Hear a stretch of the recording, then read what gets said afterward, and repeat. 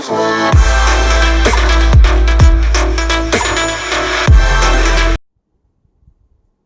મિત્રો, પહેલું ચેપ્ટર પૂર્ણ કર્યા બાદ બીજું ચેપ્ટર જોઈએ, માહિતીનું નિરૂપણ. આંકડાશાસ્ત્રીય માહિતીના બે પ્રકાર, એક સંખ્યાત્મક માહિતી અને બે ગુણાત્મક માહિતી. તો સંખ્યાત્મક માહિતી કોને કહેવાય? તો સંખ્યાત્મક ચલને આધારે મેળવેલી માહિતીને સંખ્યાત્મક માહિતી કહે છે, જ્યારે ગુણાત્મક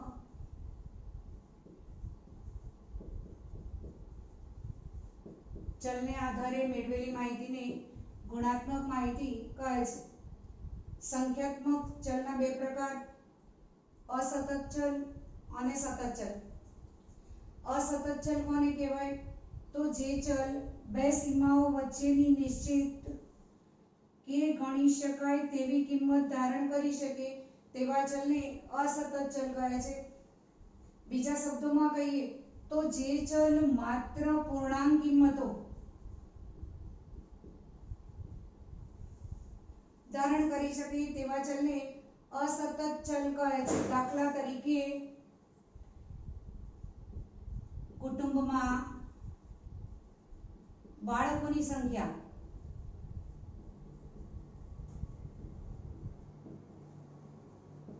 છોડ પર ફૂલની સંખ્યા, માર્ગ પર અકસ્માતની સંખ્યા,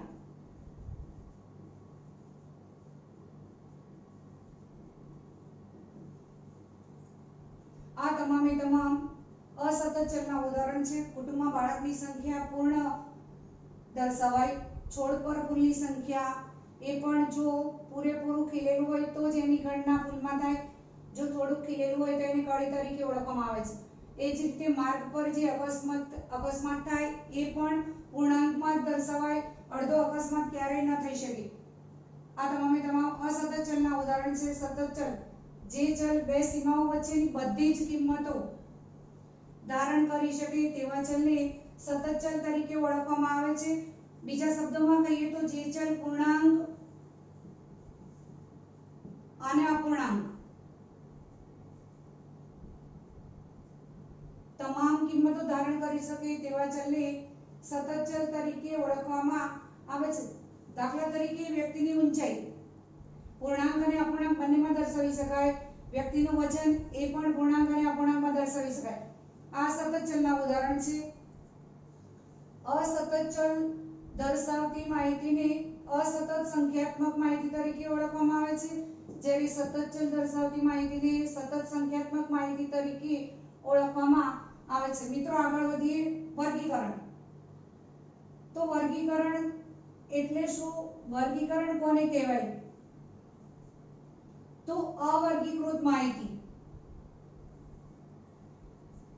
તપાસના હેતુ માટે જે મૂળ સ્વરૂપે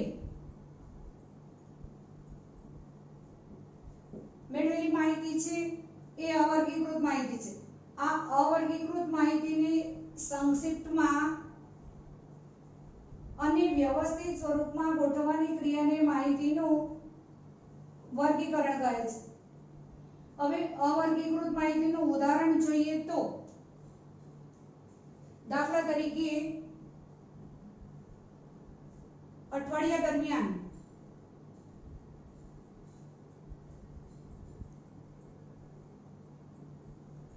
કોઈ એક વસ્તુની માંગ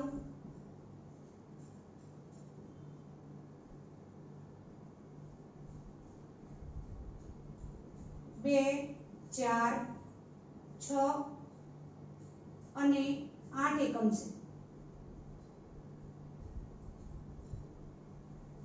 માત્ર આટલું જ આપ્યું છે.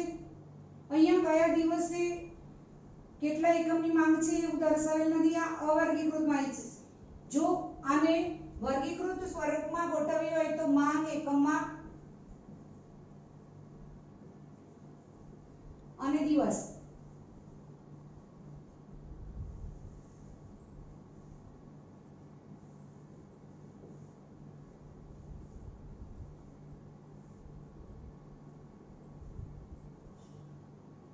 અઠવાડિયાના કુલ 7 દિવસ અહીંયા 2 એકમ માંગ છે એવા દિવસની સંખ્યા 2 છે. 4 એકમ માંગ હોય એવા દિવસની સંખ્યા 1 છે. 6 એકમ માંગ હોય એવા દિવસની સંખ્યા 3 છે અને 8 એકમ માંગ હોય એવા દિવસની સંખ્યા 1 છે. સરવાળો કરતા 2 ને 3 ને 3 6 ને 1 7. જ્યારે આ રીતે લખવામાં આવે ત્યારે આ માહિતી વર્ગીકૃત છે, કારણ કે માંગ એકમમાં દર્શાવેલ છે અને કયા દિવસે કેટલા એકમની માંગ છે તે પણ દર્શાવેલ છે. પણ જો માત્ર એટલું જ આપ્યું હોય કે અઠવાડિયા દરમિયાન કોઈ એક વસ્તુની માંગ 2 4 6 અને 8 એકમ છે તો એ અવર્ગીકૃત માહિતી થશે. આ અવર્ગીકૃત માહિતીને સંક્ષિપ્તમાં અને વ્યવસ્થિત સ્વરૂપમાં ગોઠવવાની ક્રિયાને માહિતીનું વર્ગીકરણ કહે છે. વર્ગીકરણના 2 પ્રકાર છે, એક સંખ્યાત્મક માહિતીનું વર્ગીકરણ અને 2 ગુણાત્મક માહિતીનું વર્ગીકરણ. સંખ્યાત્મક માહિતીના વર્ગીકરણનું ઉદાહરણ જોઈએ.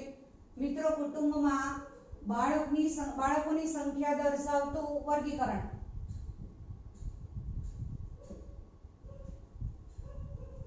તો બાળકોની સંખ્યા અને કુટુંબોની સંખ્યા 0 1 2 3.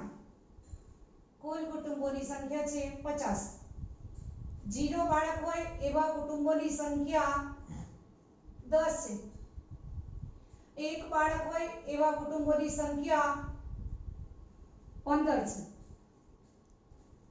2 બાળક હોય એવા કુટુંબોની સંખ્યા 20 છે અને 3 બાળક હોય એવા કુટુંબોની સંખ્યા 5 છે. મિત્રો, અહીંયા બાળકોની સંખ્યા પણ આંકડામાં દર્શાવેલી છે જ્યારે કુટુંબોની સંખ્યા પણ આંકડામાં દર્શાવેલી છે. પરિણામે બંને માહિતી અંકમાં દર્શાવેલી છે જે સંખ્યાત્મક માહિતીનું વર્ગીકરણ દર્શાવે છે. ત્યારબાદ આગળ વધીએ ગુણાત્મક માહિતીનું વર્ગીકરણ. તો અહીંયા કુટુંબોનો વ્યવસાય દર્શાવતું વર્ગીકરણ.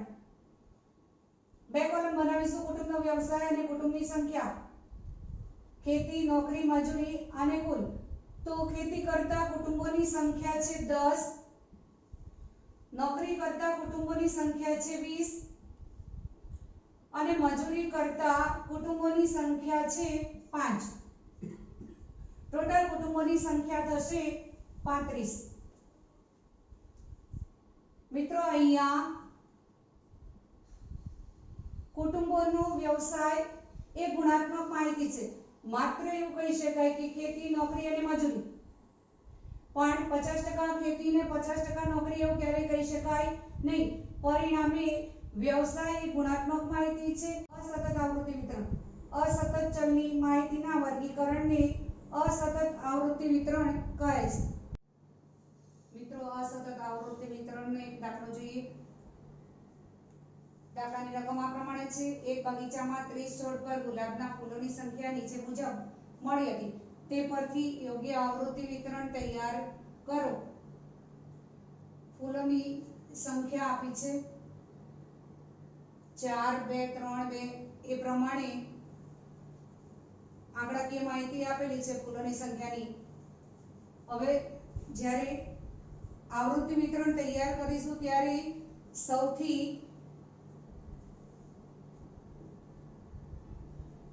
નાની કિંમત અને સૌથી મોટી કિંમત.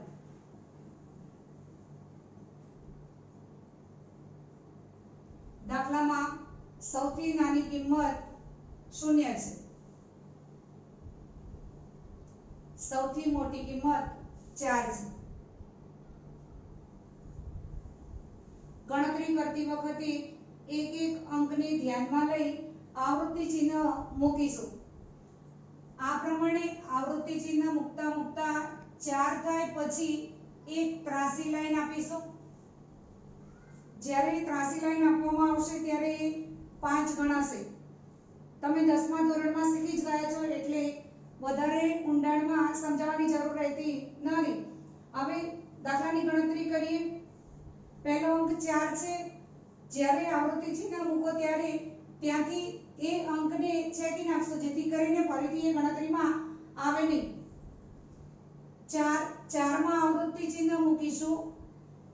ત્યાર પછી 2 2 માં આવૃત્તિ ચિહ્ન મૂકીશું 3 3 માં મૂકીશું 2 2 માં મૂકીશું 3 3 માં મૂકીશું 4 4 માં મૂકીશું 1 1 માં મૂકીશું 2 2 માં મૂકીશું 0 0 માં 4 4 માં 1 1 માં 3 3 માં 4 4 માં 2 2 માં 3 3 માં 4 હવે 4 માં 4 લાઈન આવી ગઈ છે પાંચમો નંબર લેવા પરિણામે 5 એ ત્રાસી લાઈન આપીશું જે 5 ગણાશે ત્યાર પછી 2 2 માં પણ એ જ પ્રમાણે છે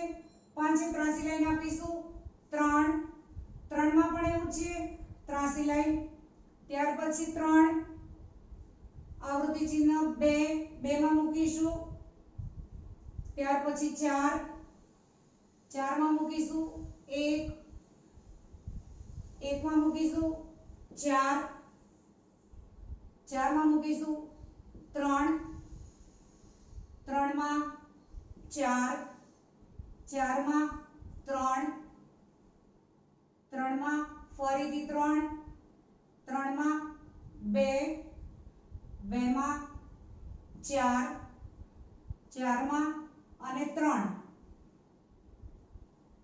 માં આ પ્રમાણે તમામ સંખ્યાઓના આવૃત્તિ ચિહ્ન મુકાઈ ગયા બાદ કેટલી આવૃત્તિ કુલ થાય છે તે જોઈશું 0 માં 1 1 માં 3 2 માં 7 3 માં 10 અને 4 માં 5 અને 4 9 5 ને 5 10 અહીંયા 5 ને 2 7 અહીંયા 3 અને 1 ટોટલ કરીશું 3 ને 1 4 ને 7 11 ને 10 21 ને 9 30 કુલ છોડની સંખ્યા 30 થવી જોઈએ જો અહીંયા ટોટલ 30 ન થાય